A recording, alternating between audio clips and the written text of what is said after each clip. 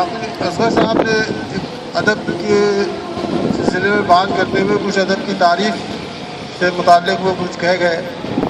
تو انتہائی احترام کے ساتھ میں نے ان کی کتاب پڑھی اور میں محظوظ بہت ہوا کہ طنز و مزاح بہت کم پڑھنے کو ملتا ہے، لیکن یہ کہ اس تعریف سے میں متفق نہیں ہوں، میں اس سے اختلاف رکھتا ہوں۔ اور لوگ کچھ نہ کچھ کہہ ہی رہے ہیں تو میں نے سوچا میں بھی کچھ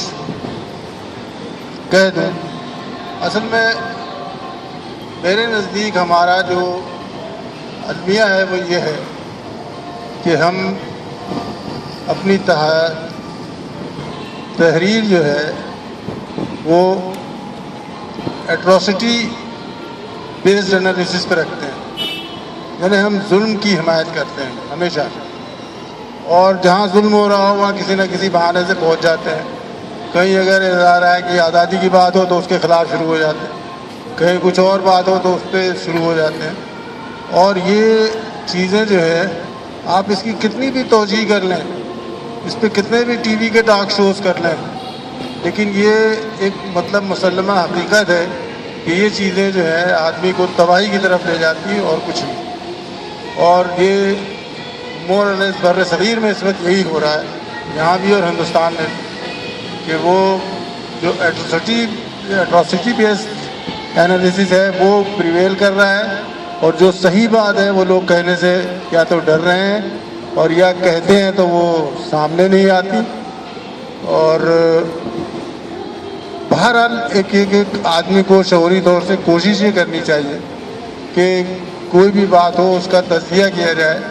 اور مجھے بڑی پسند آئی، ایک ہندوستانی تجزیہ نگار تھا بیٹھا ہوا تھا ٹی وی پہ، اس کے بعد مجھے نہیں دکھا وہ، تو اس نے کہا کہ بھائی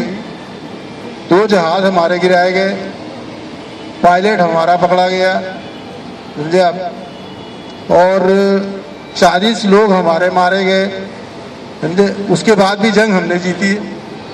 یہ کچھ ہو رہا ہے مور اور لیس، لوگ جو بیٹھے ہوئے ہیں وہ اسی طرح کی گفتگو کرتے رہتے ہیں، اور اس کا فائدہ نہیں، اس کا بہت بڑا نقصان ہوتا ہے ملک کو بھی اور